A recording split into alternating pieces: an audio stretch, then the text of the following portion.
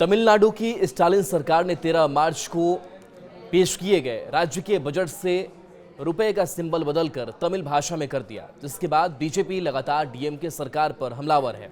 वित्त मंत्री निर्मला सीतारमण ने भी कहा है कि बजट में रुपए का राष्ट्रीय प्रतीक हटाना गलत है।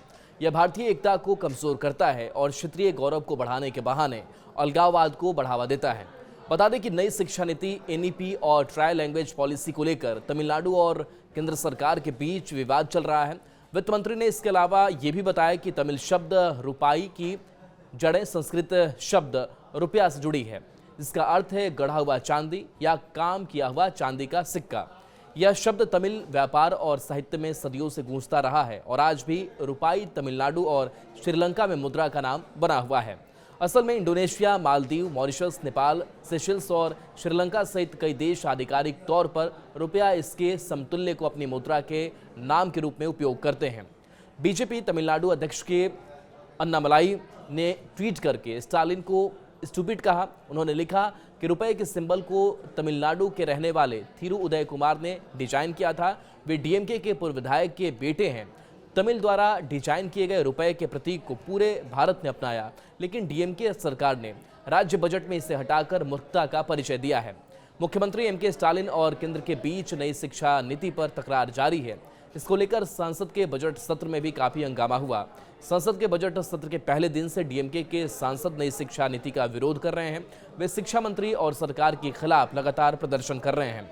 बता दें कि 15 फरवरी को धर्मेंद्र प्रधान ने वाराणसी के कार्यक्रम में तमिलनाडु सरकार पर राजनीतिक हितों को साधने का आरोप लगाया। कहा था कि राज्य को समग्र शिक्षा मिशन के लिए 2400 करोड़ की धनराशि तब तक नहीं मिलेगी जब तक कि वह राष्ट्रीय शिक्षा नीति को अपना नहीं लेता है।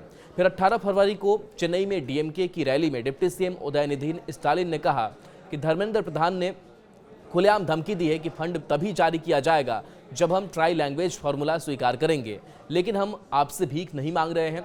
जो राज्य हिंदी को स्वीकार करते हैं वे अपनी मातृभाषा खो देते हैं। केंद्र लैंग्वेज वॉर शुरू न करे, स्टालिन ने कहा। केंद्र हमारे ऊपर हिंदी न थोपे, अगर जरूरत पड़े तो राज्य एक और लैंग्वेज वॉर के लिए तैयार है।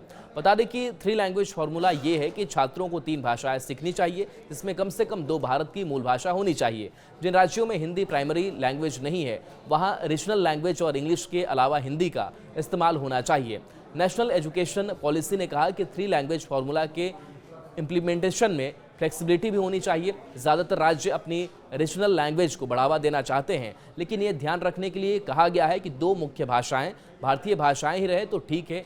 एनईपी में इंग्लिश पर बहुत जोर देने की बात नहीं कही गई है।